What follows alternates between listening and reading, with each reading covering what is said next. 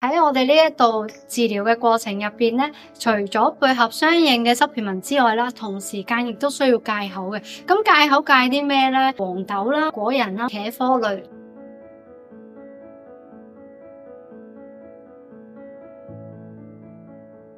咁第一樣咧就係黃豆啦，或者黃豆嘅製品。咁因為咧黃豆咧係最常見嘅一個致敏源嚟嘅，可以引發咧呢個嚴重嘅過敏反應，甚至乎加劇咗一啲炎症嘅發生同埋一啲痛症嘅問題。黃豆入邊咧亦都有呢個嘅植物性嘅雌激素啦，咁佢亦都會有機會刺激到咧我哋身體咧產生一啲複雜嘅反應嘅。另外痛風嘅病人咧其實都唔適合食呢個嘅黃豆或者黃豆嘅製品，因為黃豆咧佢入邊都會有一啲嘅嘌呤嘅成分喺入邊嘅，會增加咗呢一個嘅痛風同埋呢個尿酸嘅風險嘅。所以普遍嚟講，就算你未有自身免疫系統問題嘅時候咧，我都唔建議食即係豆腐啊、豆腐花啊，因為呢啲係最容易攝取到嘅食物。咁另外一種咧就係一啲嘅果仁最嚴重嘅一個食物過敏之一，佢有機會可以引發咧全身性嘅過敏反應，最嚴重嘅話咧可以導致到呢個過敏性休克，亦都含有一啲植酸嘅。咁植酸咧係亦都會干擾到唔同嘅礦物質去吸收，